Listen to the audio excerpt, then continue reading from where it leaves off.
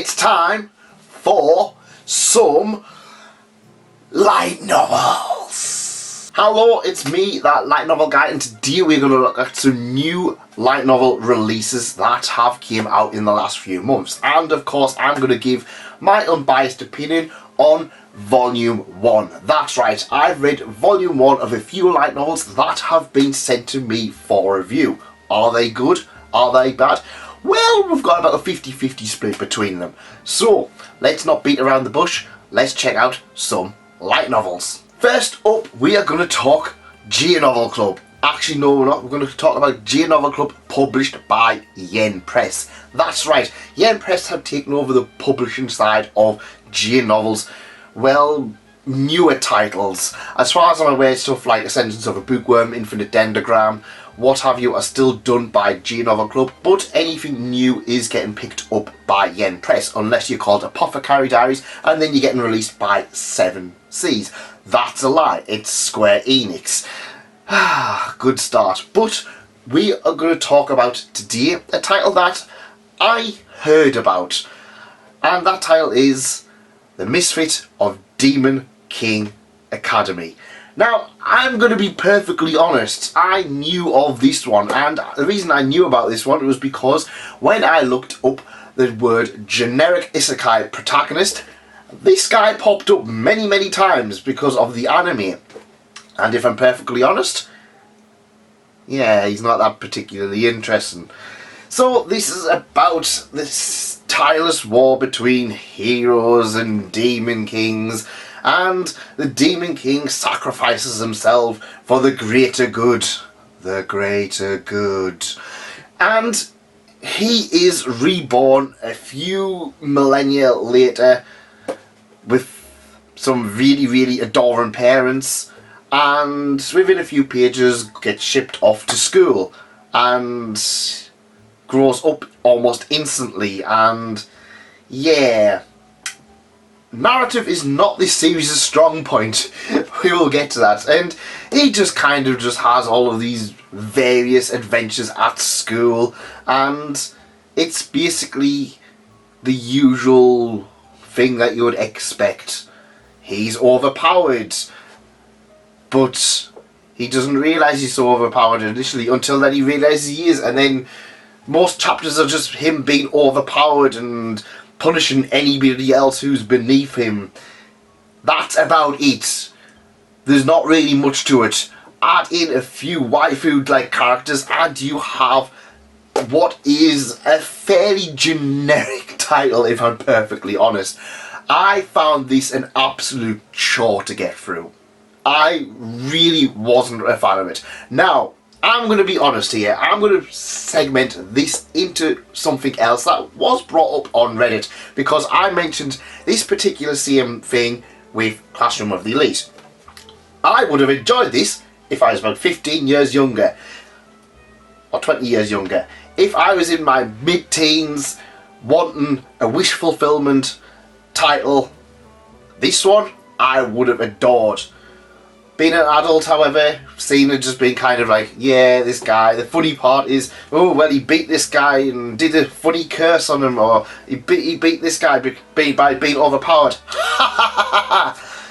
It's not really that great. It's fine. It's a turn your brain off title, but if I'm perfectly honest, there are plenty of turn off brain titles which do it better. This doesn't stand out at all. It's kind of one of those series where I feel like if I was 20, 15 years younger, I would have really enjoyed as just a stupid little series. And you know what? I'm always for stupid little series. Reincarnated as a vending machine, for example. Another title we'll be talking about in a few minutes. There's another one where it's a stupid little series where it doesn't really make any sense. But this one, boring protagonist, boring setting. There's not really anything here that hasn't been done better elsewhere, and it's a shame. I was reading through this one and I was really struggling. I got about halfway and I saw someone in Reddit saying, like, once you get to about volume 3 or volume 5, it gets stupid good. But I'm not going to buy 5 volumes of this to see if it gets good. It wasn't good in the first half of the book. I struggled with the rest. Simple as that. Also, I want to talk about at this point, come on, Yen Press. J-Novel Club have a really good way of doing volumes.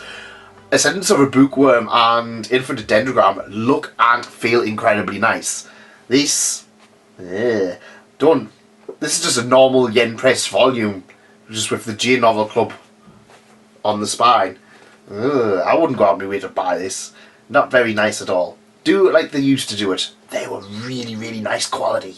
Now, if you're like me, you're likely running out of space on your shelves for more books, but you also want to keep buying more books. So, having an e-reader makes perfect sense. And Bookwalker is an online ebook store that sells digital manga, light novels, and audiobooks from a wide amount of publishers. And honestly, they have an absolutely incredible selection of digital titles.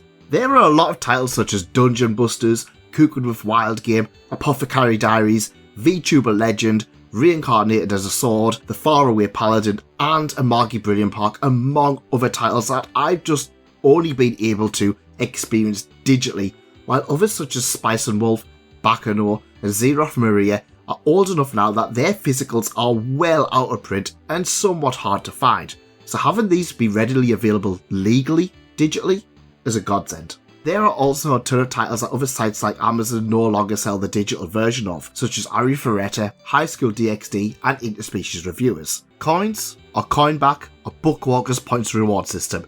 If you buy or pre-order a title, you'll get coins, and Bookwalker are very good at regularly boosting Coinback, so you can save up. Extra Coinback means that if you make purchases, you get a bunch of coins to use as savings towards your next purchase. And these Coinback promotions mean that you can buy a bunch of series, save up a ton of coins, and use those coins to pay for more. And then you get coins for buying those series, and amass more, and more, and more, and more. In short, spend £50 with 50% Coinback, and you get £25 worth of coins to spend on more light novels and manga. Can't say fairer than that. And I've got a nice coupon code for first time buyers. That's right, if you use the code lnguy, you will get 600 yen off your first order. You will also get 50% coin back. That's right, 50% coin back with your first order. This can only be used on English light novels and manga, first time buyers, and the code can only be used once, so make it count. A huge thank you to anybody who does use the code. It really does help the channel and it helps keep them lights on. And it also means that, well, I can completely reinvest in the channel. Everything I make off this channel goes 100% back into the channel itself. It might be a new light novel, might be new camera equipment, it might be something to keep things going. So, using this code helps little small creators like myself, well, survive. Next up is a title that, well, is actually the title I've only just read, and it is a lie. Well, it's two lies. Liar, liar. No, no, no. Straight away, I know what you're thinking. This has not got Jim Carrey in. At all. I kind of wish it did. Now, this is a title about a young man who goes to what is essentially Battle City in Yu-Gi-Oh! And he's looking for a girl, a childhood friend. And he comes across another girl, usual generic gropey hijinks ensure, you know, the usual one. Yeah, you saw me while I was covered in water because it's raining and the truck spreads water and you saved me from the truck. Yeah, I'm gonna hate you for the rest of your life. And he has a duel with this girl. He wins, and then it turns out this girl was somebody super important, and so in order to cover her up, he instantly becomes somebody super important. He is literally given everything on a platter. He basically starts off, he's given a mansion, he's given all of this credibility, he's given all of this status, he gets a cute waifu maid.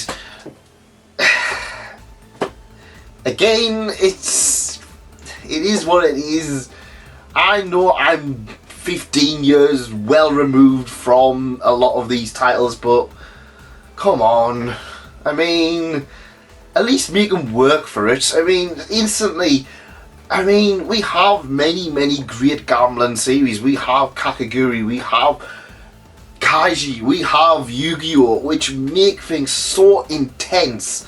This is just wank. This is nothing.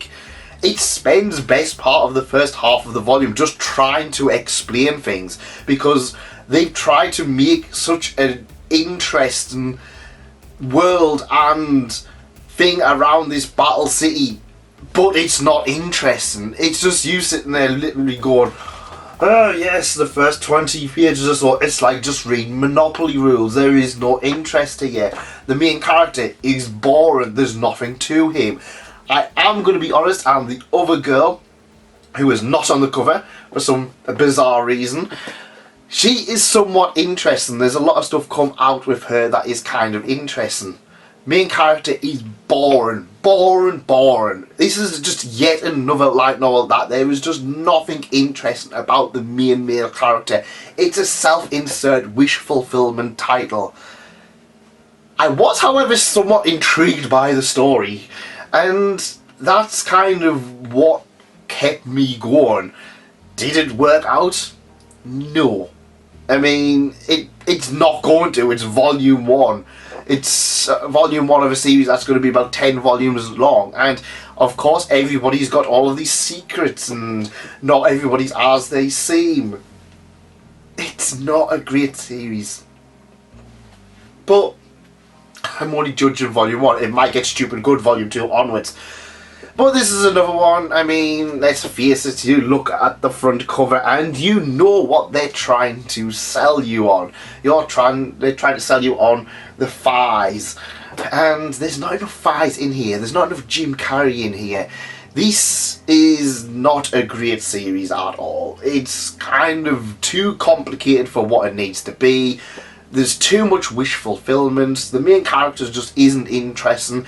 If we have these gambling series, at least have there be absolutely high stakes, not going, oh well, you know, I would put you in this stupid ridiculous position where you're the top of, you're the best one because reasons.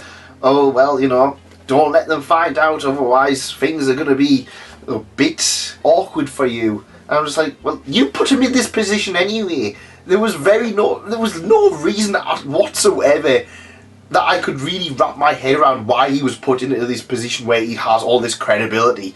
He beats a girl who is like kind of rich and famous and has some clout. That's it. It's literally a nothing plot. And it's a shame. I mean, I think that there is scope for a good gambling series. But when you compare this to Kakegurui, when you compare this to Yu-Gi-Oh!, when you compare this to Kaiji, there is very little in here, which is a huge shame. Next up, we have Another Lie, and this is If the Villainess and Villain Met and Fell in Love. She was all but disowned by her spirit contract, but she's still competing with her rival. Yes, we'll just ignore that little bit at the bottom. And this is a lie. This is actually a lie, because this and this is not a villain or a villainess. When I think villain or villainess, especially in the kind of over the top one, I think of that ho ho ho ho ladies and Team Rockets or what have you. No, this is a girl who, well, she has a bad deal. She makes a spirit contract with a known-nothing spirit. Her dad abuses her by basically burning her. But things start to look up as she meets and falls in love with the prince. And, well, things are looking better. Until one day the prince decides he's had enough and just basically ruins everything for her. She changes herself for the prince and he's just like, oh well, I don't really like that kind of thing. Oh, you're actually a horrible person now. Oh, I like this other girl because you're making fun of her, while he's also manipulating this other girl as well. It's, yeah. So she's not really a villainess. If anything, she's somebody who's been gaslit and has everybody else spreading rumours about her. She befriends this man who is your pretty boy, icy, cool guy. Wasn't very interesting. I seem to have a huge problem with a lot of male light novel protagonists in that a lot of them just genuinely aren't interesting. I mean, I'm going to be honest here. The more likely thing here is that she is more of the character you're supposed to be identifying with, and you're supposed to have a thing for handsome, bitchy, cool guys. But he just didn't do anything for me. I just found him, well, you know, social recluse guy. But he's cool while doing it. It's, yeah. But if I'm honest, I like this one. This was a very fun series. While it lies to you on the cover by having two genuinely nice characters being kind of finding each other and falling in love, that's fine. The villain, the prince, is just so comically bad, it's ridiculous. I mean, it goes through events so fast. Like, I think it's like the first like 20 or 30 pages or something. I remember just having whiplash on how fast it just set up everything, did a backstory, and just knocked everything down. It was very fast, and it kind of was good for it. It didn't spend 60 pages trying to explain a complicated world. It just was like, yeah, you know, these two kind of got reasons, and they're gonna fall in love. He's some slice of life, fantasy, high school spirit shenanigans. And this is what I see. You could have a fun read, but the thing is, at the end of the day, these two feel like characters in a book. They don't necessarily feel like inserts. I mean, like I said, you probably could identify with female lead character, but it doesn't force that on you. They stand alone. Main character in Liar is nothing. He's just a self-insert who gets all of this power and basically is given everything on a platter, including a waifu maid. No, these have issues. They have problems. They have solutions they need to fix. It actually is characters in a book, not self-insert in a power fantasy. It's a fun series. It really is. Is it going to be your new best series of all time? Of course not. There are still problems. But it is a fun series. That's all you want sometimes when you are reading a book. Everything doesn't have to be the next Mushoku Tensei. Not everything needs to be Classroom of the Elite complicated. You want a fun series about a villainess and a villain who aren't villainess and villains, are genuinely nice people, but society thinks that they're villainess and villains because some rich guy said so. It's a bizarre one. Normally I would hear this. I really enjoyed it. It's a fun series. Check it out. Overtime. That's right. The next one we're going to talk about is I may be a guild receptionist, but I'll solo any boss to clock out on time. And this one again was very, very fun. Now this is the one I was talking about earlier where you can have a silly premise and have an absolutely fun time with a series. This one is incredibly fun and is about a young girl who, well, wants job security, and she takes a job as a guild receptionist. Why? Why does she do guild receptionist as opposed to adventuring? Well, adventuring is a dangerous place. You could die, you could lose limbs, you could end up with wounds so bad you could just not work ever. Working behind a desk, that's a steady income. There's always dungeons and jobs and stuff going about. However, being on the front desk, you have to put up with people. And anybody who is in the customer relations, a customer focusing job role, will instantly find some gratification in this title. This one is a very fun title that not only pokes fun at customer service roles, but also has a weird fun role. Because the dungeon is popular and the adventures are going in and out, there is plenty of overtime. There's lots of paperwork and there's a lot of forced overtime, which our main character doesn't want to do. She just wants to do a 9-to-5 job and then kick back and have a nice relaxing time. Who else wouldn't want that? Unfortunately, all of the overtime, all of the dungeon spelunking means that she can't do that. So what does she do? Well, she goes and solos the boss to close the dungeon. She goes and destroys the dungeon to make it so she just doesn't have to do overtime. I loved it. I love this absolute absurdity of the plot. She's overpowered. Of course she is. It's a light novel. But you know what? It makes sense. It makes sense that, well, she's overpowered. She's got all of these skills, but she's chosen to not necessarily use them. She's chosen to have a more of a fulfilling life, a more less risky life. However, things are bad when the top guild, they start to piece things together and discover who she really is, and they're trying to recruit her. Now, I'm going to be honest, once it started getting into the whole adventure side of things, it was a little less interesting. But you know what? The customer service side, the customer focusing side is very fun.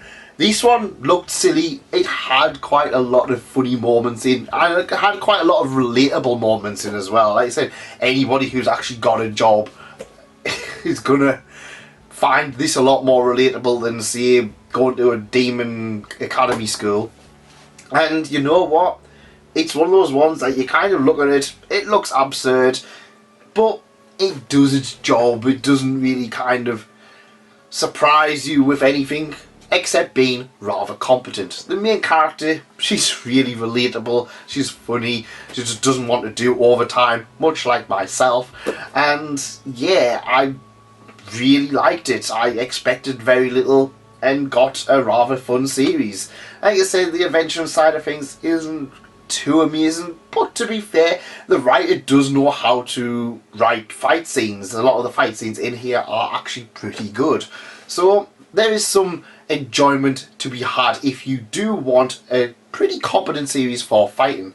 I wasn't sure how this would kind of translate. I kind of felt, oh, this might be a one and done series where you just can't really read anymore because there's nothing really more to cover. But at least in volume 1, it doesn't outstay its welcome. I'd probably pick up volume 2.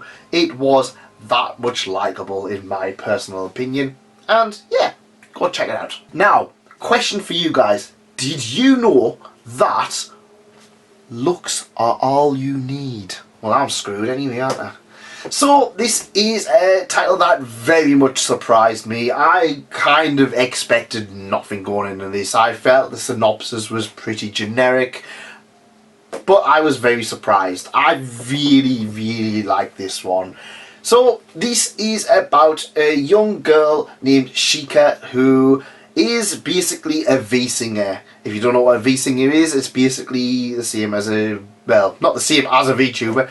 Similar to a VTuber, it's somebody using a virtual anime girl to sing songs. And you don't obviously know the real identity and that kind of thing.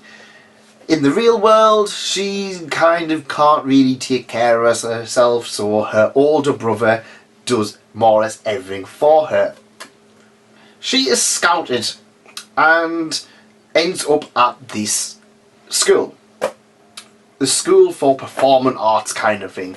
So you have your wannabe actors, your singers, your VTubers, your social media stars, what have you, all of them kind of things. And yeah, so the brother comes with her because of course she can't do anything. But what I really liked about this is that it is a love letter to the performing arts industry. The writer has done his work. He kind of has an idea of what things are. It doesn't go too in depth, but there is enough here to kind of make things that little bit more interesting. And what I did like about this is that rather than just kind of having it, for example, similar to Laid Back Camp, where it's just kind of like the girls go on camping adventures, it's not just kind of like, oh, she goes and sings. She does that, but they have her growth simulated by, for example, YouTube. And it also has the whole reflection of, oh, well, you might be really talented, but you're not necessarily going to make a big buy on YouTube or what have you, unless people kind of have an idea of what they want to see. And I like that. I like the growth system in here.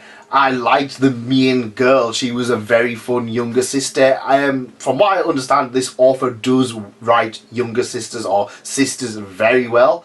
And yeah, the only thing I really wasn't a fan with this one was the main character. Again, he's not that particularly interesting, but it doesn't really lose much from there. He said he's not the main character, but it kind of feels like he is the main character since pretty much everything is from his point of view. But I feel like it's kind of like he's saying that because he wants the limelight to be on her sister. However, there is a few skeletons in this guy's closet, as you will see. He is hiding a lot of things. That's not a trope I'm really a fan of, but like I said, it didn't really affect my enjoyment of this one. I really had a good time with this particular series, to the point that I actually have done another full-on video if you want to check that out, because this one is one that is worth checking out. It is a really fun series. So yeah, if you do get a chance to check this one out. I believe Ghost Mikawa also has another title by Yen Press about sisters that is just came out a few days ago as of recording this. So yeah, I'll put that on the screen and we'll go check that one out as well. And if you did like this, please leave a like and consider subscribing, and go check out some of my other videos on the channel. We've got plenty more there. You'll find your next big read. Thanks for coming.